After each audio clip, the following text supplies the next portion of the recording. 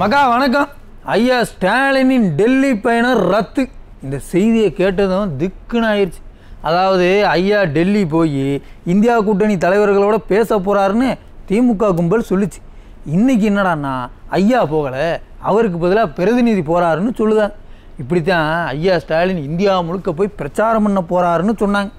அப்புறம் என்னாச்சுன்னு தெரியல, ஐயா பிரச்சாரம் பண்ண போகாமல் கொடைக்கானலுக்கு போயிட்டார்.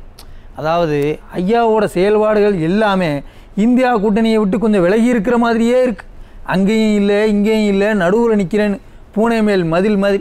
சரி, ஐயா எப்படி இருந்தால் நமக்கு என்ன, நாம் செய்தியை பார்ப்போம். கோவில் அறங்காவலர்கிட்ட திமுக எம்எல்ஏ அநாகரிகமாக பேசின ஆடியோ வெளியே வந்திருக்குய்யா.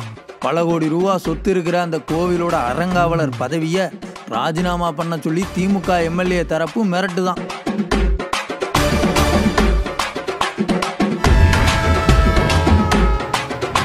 அடமான பத்திரம்னு சொல்லி கிரைய பத்திரத்தில் கையெழுத்து வாங்கி 4 கோடி ரூபா மதிப்புள்ள நிலத்தை திமுக உடன்பிறப்பு பறிச்சிட்டாருன்னு ஒரு பெரியவர் புகார் சொல்லியிருக்காருயா. கோயம்புத்தூர் பக்கம் படிக்க தெரியாத பெரியவரை திமுக உடன்பிறப்பு ஏமாத்தி விட்டாராம்.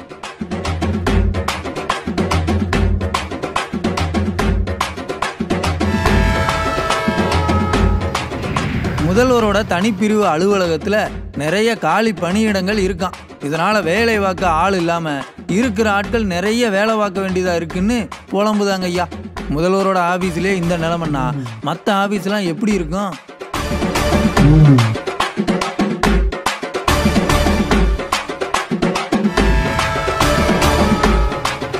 கோயம்புத்தூர் பக்கம் திமுக கூட்டணி கட்சி கவுன்சிலர்கிட்ட கேள்வி கேட்ட இளவட்டத்தை கவுன்சிலரோட குடும்பமே சேர்ந்து தாக்கியிருக்குய்யா. பாவம், கேள்வி கேட்ட இளவட்டத்தோட கழுத்தெலும்பு உடஞ்சிருச்சு. குறுஞ்செய்திகளை பார்த்துட்டோம், வாங்க விரிவான செய்திகளையும் பார்த்துருவோம். மக்கா, நான் ஒன்று சொல்லுவேன், சிரிக்காமல் கேட்கணும். திராவிட மாடல் ஆட்சியில் தமிழ்நாட்டில், நம்ம தமிழ்நாட்டில் மின்தடையே இல்லைப்பா. சிரிக்கல இல்லை, கோவப்படுதீங்களா? ஏன் மேலே கோவப்படாதீங்கப்பா. விளம்பர கவர்மெண்ட் சொன்னதை நான் சொல்லுதேன், அம்பிட்டுத்தேன். தமிழ்நாடு மின்சாரத்துறை சார்பாக செய்தி ஒன்று வெளியிட்டாங்கப்பா. அந்த செய்தியில் என்ன சொல்லியிருந்தாங்கன்னா, 3 ஆண்டுகளில் மின்தடையே இல்லை எனும் வரலாறை இந்த கவர்மெண்ட் படைச்சிருச்சுன்னு சொல்லுதாங்க. மின்தடையே இல்லையா? இதெல்லாம் அநியாயமா இல்லை? இந்த செய்தியை ஐயா ஸ்டாலின் பார்த்தாரான்னு தெரியல. பார்த்துருந்தாருன்னா சத்தமாக சிரிச்சிருப்பார். ஏன்னா நேற்றுக்கு ஐயாவோட ஏரியாவிலேயே கரண்ட் இல்லை. ஐயாவோட ஏரியான்னா ஐயாவோட வீட்டிலன்னு நினச்சிடாதீங்க. அவர் இருக்கிற ஏரியாவை சுற்றி பல இடங்களில் கரண்ட் கட்டாச்சு. சைதாப்பேட்டை, நந்தனம், ராயப்பேட்டை பக்கம்லாம் ராத்திரி கரண்ட் கட்டாயிருக்கு. சென்னையோட புறநகர் பக்கம்லாம் ஓவர். நாம் சொன்னால் உடன்பிறப்புகள் நம்ப மாட்டாங்க, ஜனங்களே சொல்கிறாங்க பாருங்க. கரண்ட்டே வர மாட்டேங்குது. ஒரு நாளைக்கு ஒரு வாரத்தில் 10 நாளைக்கு போகுது கரண்ட்டு. எப்படி போகிறது இருக்கிறது அடிக்கிற வெயில்ல? நாயமா பகலில் மட்டும் போதா, நைட்டும் போது பகலும் போகுது. இல்லை, கரண்ட் போனாலும் எடுக்கவும் மாட்டேன்றாங்க. கூப்பிட அந்த இன்னான்னு கூட கேட்க மாட்டேறாங்க. எதுக்கு பேசுகிறீங்க இன்னான்னு கூட கேட்க மாட்டேன்றாங்க, சொல்ல மாட்டேன்றாங்க. எதுவுமே வாய் திறந்து கேட்க மாட்டோம். கேட்டால் வரோம் அப்படி தான் சொல்கிறாங்க. எந்த இதுவும் இல்லை. முன்னாந்து போச்சு, நேற்று போச்சு, நைட் ஆச்சுன்னா போயிடுது கரண்ட்டு. 10 மணி ஆனால் போயிடுது. அதுக்கப்புறம் வரல. வயசானவங்க நாங்கள், கண்ணு தெரியாத நாங்கள் இங்கே உட்காந்துருக்குறோம். கரண்ட் இல்லாத என்ன பண்ண முடியும்? குழந்தை குட்டிங்களை வச்சுக்கின்னு இந்த மாதிரி நாங்கள் அவசரப்படுறோம். 10 மணி ஆனால் கரண்ட்டு போகுது. நைட்டில் டெய்லியுமே போகுது. அன்னாட கரண்ட்டு போகுது. கரெக்டாக அந்த 10 மணி ஆனால் 1 ஹவர் 2 ஹவர். அங்கே ஆஃபீஸுக்கு போனாலும் யாரும் இருக்க மாட்டாங்க. அது ஃபோன் பண்ணாலும் ஃபோன் எடுக்க மாட்டாங்க. அதுக்கு அப்பால் ஜனங்கள்லாம் அமங்கலம் பண்ண பிற ஒரு 2 ஹவர் 3 ஹவர் சென்று கரண்ட்டு வருது. இதேமாரி தான் போய்கினே வருது. அதேமாரி இது கூட கொஞ்சம் பார்க்கணுங்க.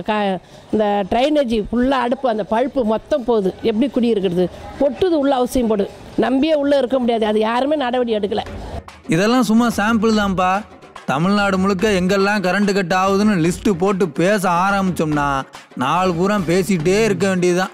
அப்புறம் இந்த செய்தி குறிப்பில் கரண்ட் பிரச்சனையை தீர்த்து வைக்க ஒரு செல்ஃபோன் நம்பர் கொடுத்துருக்கிறதாவும், அதுக்கு ஃபோன் பண்ணி புகார் பண்ணால் உடனே நடவடிக்கை எடுக்கிறதாவும் சொல்லியிருந்தாங்க. அந்த நம்பருக்கு ஃபோன் பண்ணி பார்த்தா புல்லாங்குழல் வாசிக்கிற சத்தம் மட்டும்தான் வருது. பதில் வந்த வார்டில் நமக்கு தான் வரலையா என்னன்னு தெரியல. மக்கா, நீங்கள் யாராவது அந்த நம்பருக்கு இதுக்கு முன்னாடி ஃபோன் பண்ணியிருந்தீங்கன்னா பதில் வந்துச்சா இல்லையான்னு கமெண்ட்டில் சொல்லுங்கள். அப்படியே உங்கள் ஏரியாவில் கரண்ட் கட் ஆகுதா இல்லையாங்கிறதையும் சொல்லுங்கள். கூடவே திராவிட மாடல் சொல்கிற இந்த மின்தடை இல்லா தமிழகங்கிற கதை பற்றி நீங்கள் என்ன நினைக்கிறீங்கன்னு கட்டாயம் சொல்லுங்கப்பா. ஆத்தி முன்னாடிலாம் கேள்வி கேட்டால் திட்டிகிட்டு தானேயா இருந்தாங்க, இப்போ என்னப்பா கழுத்தை உடைக்கிற அளவுக்கு இறங்கிட்டாங்க. கோயம்புத்தூர் பக்கம் வார்டில் குப்பையும் கூலமுமா இருக்குன்னு கேள்வி கேட்ட இளைஞரை ஒரு பெண் கவுன்சிலர் குடும்பத்தோடு சேர்ந்து கும்மி எடுத்திருக்காங்க. அதை கொஞ்சம் பாருங்க. மக்கா எது எதுக்கோ மாநாடுகள் நடத்தி பார்த்துருப்பீங்க. எந்த கட்சியாவது பொறுப்பில் இருக்கிறவங்க ஒழுங்கா இருங்க, அழிச்சாட்டியம் பண்ணாதீங்கன்னு அட்வைஸ் பண்ணுறதுக்காக மாநாடு நடத்தி பார்த்துருக்கீங்களா? ஐயா ஸ்டாலின் திமுக மற்றும் கூட்டணி கட்சி கவுன்சிலர்களுக்கு அட்வைஸ் பண்ணுறதுக்காக அப்படி ஒரு மாநாட்டை நாமக்கல்ல நடத்தினார். ஒழுங்கீனமாக இருந்தீங்கன்னா சர்வாதிகாரி ஆகிடுவேன்னு மிரட்டினார். ஐயாவோட மிரட்டலுக்கு திமுக மற்றும் கூட்டணி கட்சி உள்ளாட்சி பிரதிநிதிகள் பயப்பட்ட மாதிரி தெரியல. கோயம்புத்தூர் பக்கம் காங்கிரஸ் கவுன்சிலர் ஒரு இளவட்டத்தை கழுத்தாமாட்டிலேயே போட்டு ஆஸ்பத்திரியில் படுக்க வச்சிருக்காருயா. ஒன்றும் இல்லைங்க, மேட்டுப்பாளையம் 23வது வார்டில் குப்பையும் கூலமாக கிடந்திருக்கு. இதனால் அங்கே டெங்கு காய்ச்சல் வந்து ஒருத்தர் இறந்தே போயிட்டார். இந்த சூழலில் இதெல்லாம் சுத்தம் செய்யலாம்லன்னு காங்கிரஸ் கவுன்சிலர் கவிதா கிட்ட ஒரு இளவட்டம் கேள்வி கேட்டிருக்காரு. கேள்வி கேட்ட இளைஞரை குடும்பமே சேர்ந்து சுத்து போட்டு வெளுத்திருக்காங்க.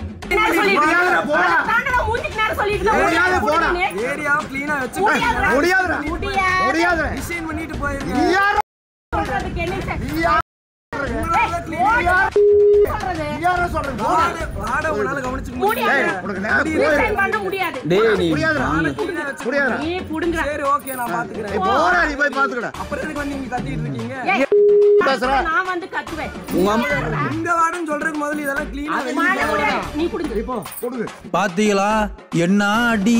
காங்கிரஸ் கவுன்சிலர் குடும்பத்தோட தாக்குனதுல இந்த இளவட்டத்தோட கழுத்தெலும்பு உடஞ்சிருச்சு. இப்ப பாவம் ஆஸ்பத்திரியில கிடக்காரு.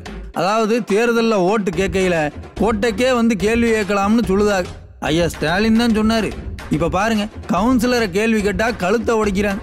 ஸ்டாலின் ஐயா மாநாட்டில் சொன்ன மாதிரி சர்வாதிகாரியா மாறி நடவடிக்கை எடுக்க போறீங்களா? காங்கிரஸ் கட்சி கவுன்சிலருங்கிறதால சத்தம் காட்டாம அமைதியா இருக்க போறீங்களா? அட நான் கேட்கல, கோயம்புத்தூர்காரங்க கேட்குறாங்க. கூட்டணி கட்சி கவுன்சிலரை இம்புட்டு பண்ணுதாங்கன்னா எம்எல்ஏ, அதுவும் ஆளுங்கட்சி எம்எல்ஏ எம்புட்டு பண்ணுவார். திருப்பத்தூர் திமுக எம்எல்ஏ கோவில் அறங்காவலர் ஒருத்தரை அநாகரீகமாக மிரட்டின ஆடியோ வந்திருக்குயா. அறங்காவலர் பதவியை ராஜினாமா பண்ண சொல்லி கொலை மிரட்டல் விடுதாங்களாம். திருப்பத்தூர் மாவட்டம் புதுப்பேட்டையில் திருநாராயண சுவாமி கோவில்னு ஒரு கோவில் இருக்கு. இந்த கோவிலோட அறங்காவலராக இருக்கிற பழனிங்கிறவர் கோவிலுக்கு சொந்தமான நிலத்தை பராமரிச்சுட்டு சொத்துக்களை பாதுகாத்துட்டு இருக்காரு. கொஞ்ச நாளாவே திமுக எம்எல்ஏ தரப்புல இருந்து பழனியை மிரட்டுதாங்களாம். அறங்காவலர் பதவியை ராஜினாமா பண்ண சொல்லி மிரட்டுதாங்கன்னு சொல்லுதாங்க. திமுக எம்எல்ஏ அறங்காவலர் கிட்ட அநாகரிகமா பேசுற ஆடியோவை கொஞ்சம் கேளுங்களேன். சரி, எம்எல்ஏ பேசுறேன். நான் நம்பர் உங்களுக்கு சேவ் பண்ணி வச்சுக்கிறேன். அண்ணன் கூப்பிட்டா வரமாட்டியா? ஆனா வந்துதான் போயிருந்தா, நேற்று கூட வந்திருந்தா. நேற்று காலையில 9 மணி. இல்லடா உனக்கு போன் இல்லையா? உனக்கு போன் பண்ண மாட்டியா நீ?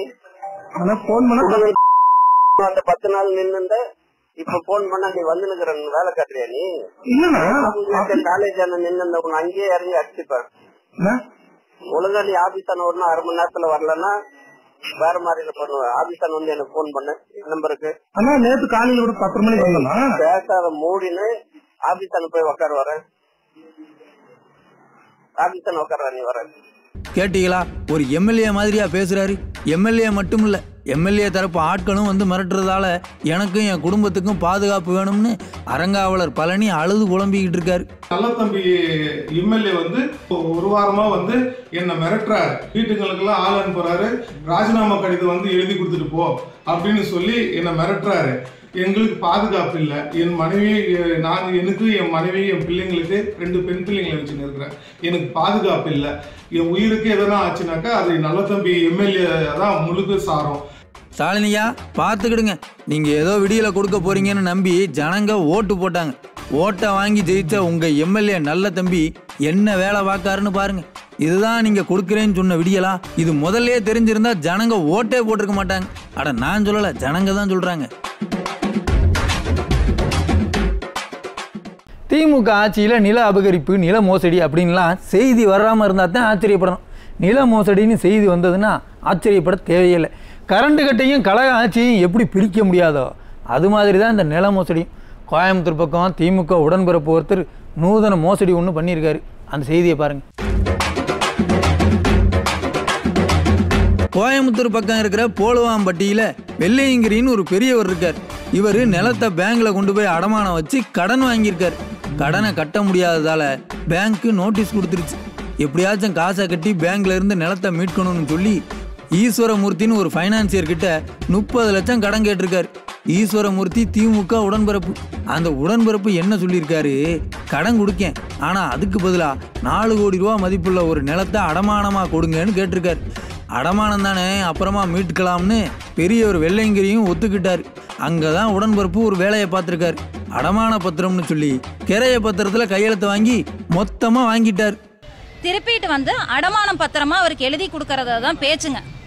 எழுதி கொடுக்க போன இடத்துல அவர் அதை வந்து கிரயமா பதிவு செஞ்சிருக்காரு. பெரியவருக்கு என்ன நடக்குதுங்கிறத தெரிஞ்சுக்க முடியாத ஒரு சூழ்நிலை. இங்க இருக்கிறவர் அவர் கைரேகை தான் வைப்பாரு.